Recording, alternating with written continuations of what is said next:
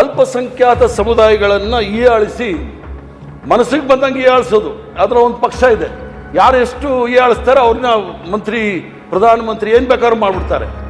ಆದ್ದರಿಂದ ರಾಜಕೀಯ ದುರುದ್ದೇಶ ಇಟ್ಕೊಂಡು ಯಾವುದಾದ್ರೂ ಸಮುದಾಯವನ್ನು ಹೀಯಾಳಿಸ್ತಕ್ಕಂಥ ಕೆಲಸ ಆಗಬಾರ್ದು. ಇವ್ರಿಗೆ ಒಬ್ಬ ಕೇಂದ್ರ ಸರ್ಕಾರದ ಮಂತ್ರಿ ಇದ್ರು, ಗೋಲಿ ಮಾರೋ ಡ್ಯಾಶ್ ಡ್ಯಾಶ್ ಅಂತ ನಾನು ಈ ಸದನದಲ್ಲಿ ಹೇಳೋದಿಲ್ಲ, ಕೋರ್ಟು ಕೂಡ ಹೇಳ್ಬಿಡ್ತು. ಅವರು ನಕ್ಕೊಂಡು ಹೇಳಿದ್ದಾರೆ, ಭಾಳ ದ್ವೇಷದಿಂದ ಹೇಳಿಲ್ಲ ಅಂತ ಹೇಳಿ.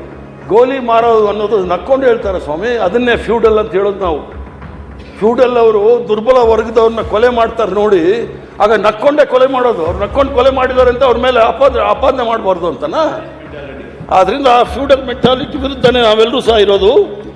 ಮತ್ತು ಬಹುಶಃ ನಮ್ಮ ಗೃಹ ಮಂತ್ರಿಗಳು ಹೇಳ್ಬೋದು, ಇಂಟರ್ನ್ಯಾಷನಲ್ ಹ್ಯುಮ್ಯಾನಿಟೇರಿಯನ್ ಲಾ ಅಂತ ಹೇಳಿ ಅಲ್ಲಿ ಭಾಳ ಸ್ಪಷ್ಟವಾಗಿ ಹೇಳಿದೆ, ಭಾರತದಲ್ಲಿ ಹೆಚ್ಚಿಸುತ್ತಿರುವ ದ್ವೇಷ ಭಾಷಣದ ಅಪಾಯಗಳ ಬಗ್ಗೆ ಅರ್ಥವಾಗುತ್ತಿದೆ.